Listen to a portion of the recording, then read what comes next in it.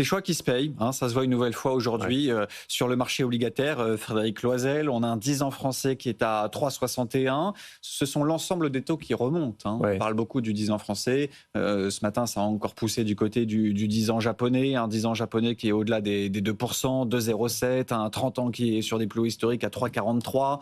Le marché a bien conscience qu'il va falloir financer beaucoup de milliards l'an prochain. C'est un mini crack obligataire larvé. Hein. Je reprends sur l'année 2025, on a sur l'Europe une année très paradoxale, puisque la Banque Centrale Européenne baisse de 100 points de base, donc 4 fois ses taux directeurs au premier semestre, et paradoxalement, le taux 10 ans allemand, si on prend le benchmark européen, finit, donc l'année où devrait finir à 2,90, très proche de 3%, et elle a commencé à 2,30. Vous avez exactement l'inverse aux États-Unis, où la Banque centrale a baissé beaucoup plus tard que la Banque centrale européenne ses taux directeurs, donc 3 fois au second semestre.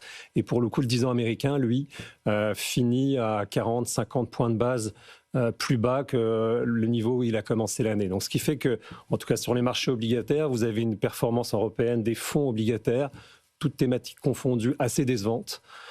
Puisqu'on a en fait l'effet prix qui a joué contre la performance, et en dépit du resserrement, vous le mentionniez, assez fort, en tout cas dans la zone euro, entre les dettes souveraines. Et paradoxalement, ce phénomène de très fort resserrement, il a caché ce qui est réellement important pour le finissement d'une économie, pour les États qui doivent lever énormément de dettes, vous l'aviez montré, c'est que le niveau absolu aujourd'hui est beaucoup plus important, alors que le taux, si on prend l'Italie, du 10 ans italien-allemand est à un plus bas historique contre le 10 ans allemand qu'en 2018 ou 2019, quand le spread Italie-Allemagne était à 250 points de base.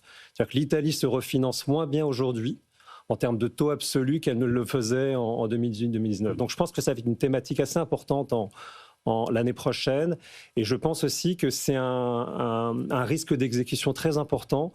Mon collègue parlait effectivement de tous les espoirs mis sur le plan de relance en Allemagne. C'est d'ailleurs ce que fait la Banque centrale européenne. Dans les dernières déclarations de la Banque centrale, en fait, ce qui les motive à relever les perspectives de croissance, c'est essentiellement la relance publique.